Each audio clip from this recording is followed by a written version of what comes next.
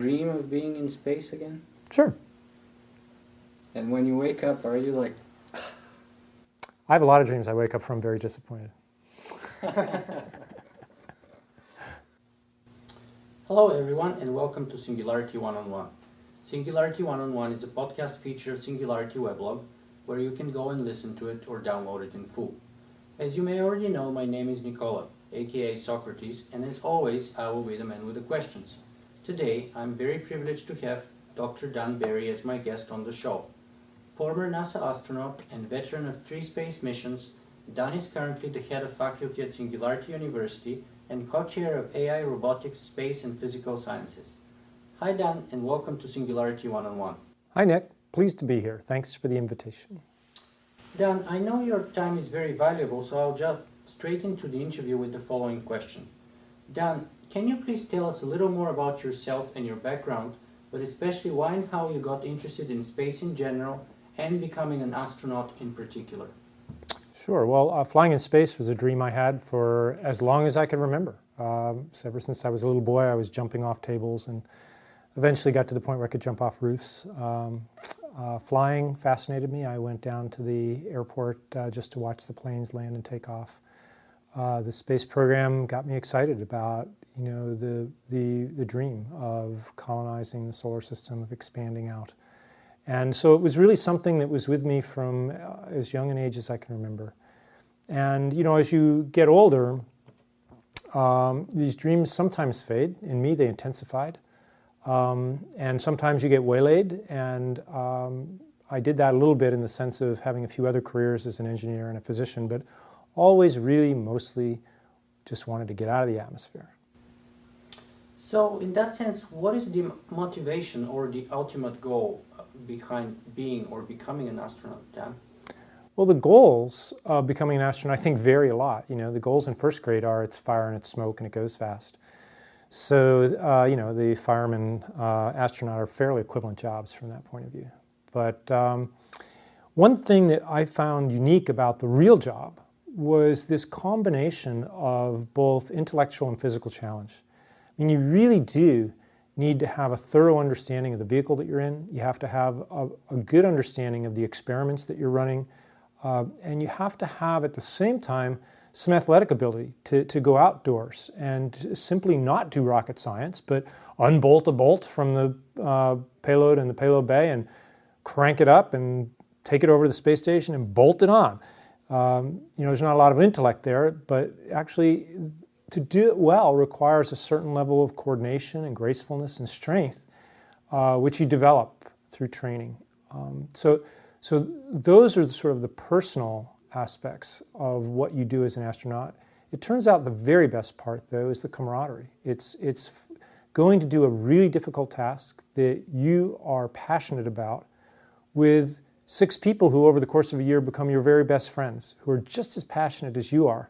And you go and you cooperate and you do this such a difficult task among the 6 or 7 of you, plus all the people who have helped train you, plus all the people that are out there supporting you.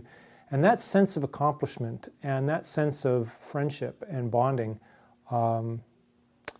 really is the biggest impact. It was the biggest impact to me about all of spaceflight. So in that sense, do you see yourself as first and foremost an astronaut, or perhaps a medical doctor, an engineer, an AI researcher, a teacher, an entrepreneur, or a father? Yeah, it's definitely father. I mean, I was wondering if you were going to come up with that question. Having a family is the greatest thing that ever happened to me, and I was very fortunate to find the right girl early. And I was also very fortunate that she told me we were having kids. And the opportunity to have a family and have people that you love and who love you goes beyond any job you could ever possibly have. So that's an easy question. So where do things such as family and work, for example here at Singularity University, fit in the overall life plans or life scheme of Dan Barry? Well, yeah, of course. You have a family who you love and they love you, but you still want to contribute to the world in other ways. And so, you find your passions, you find the things that excite you, the things that make it so that you just, nobody's going to stop you from working on these things, right? You have dreams, and I guess there's two messages really. One is that a lot of people told me I could never be an astronaut, not smart enough, not athletic enough, didn't know the right people. And you just can't believe those. Those are people who are actually trying to be helpful. They're trying to protect you from disappointment, but in fact, those are the people whose dreams never came true. So you have to not listen to them, believe in yourself, but at the same time, you can't wait around for, I believe the dream's going to come true. You have to force it to come true. If it's something significant, if it's something you're passionate about, it's likely that other people are too. And you got to seek those people out, find them, get them to help you, you help them.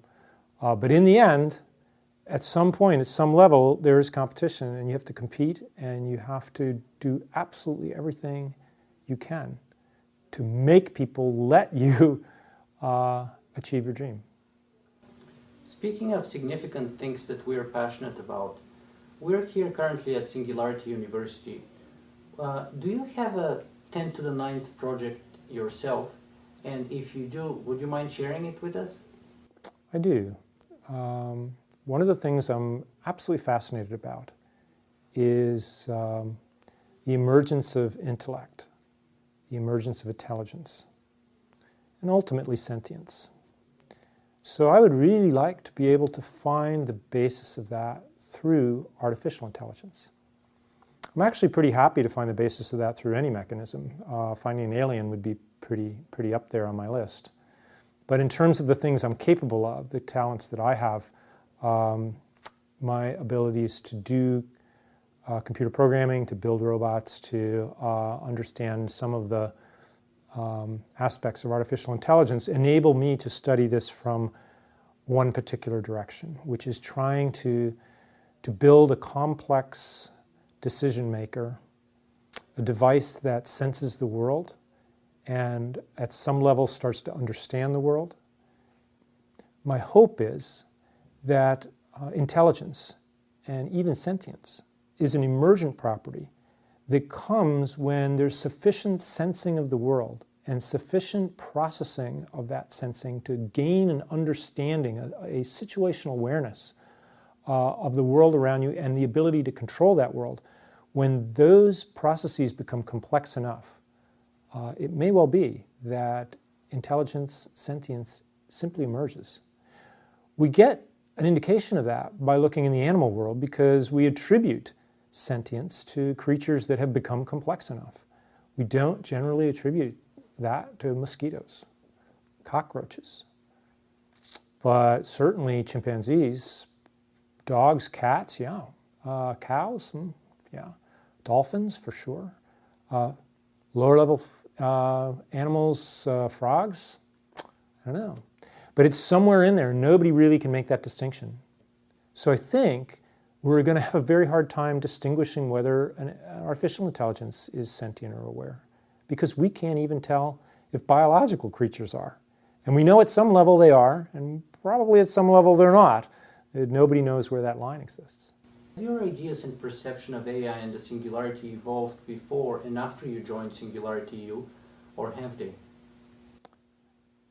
Yeah, I think that my view of AI has become much more sophisticated by associating with the people that come to Singularity University. In fact, it's a prime driver of why I'm here, is to learn from the other people who are here. And I know that the first time that I came to a meeting about Singularity and ran into Neil Jacobstein, that I had met someone from whom I could learn a lot and who had a deep and nuanced understanding of what the state-of-the-art of artificial intelligence is.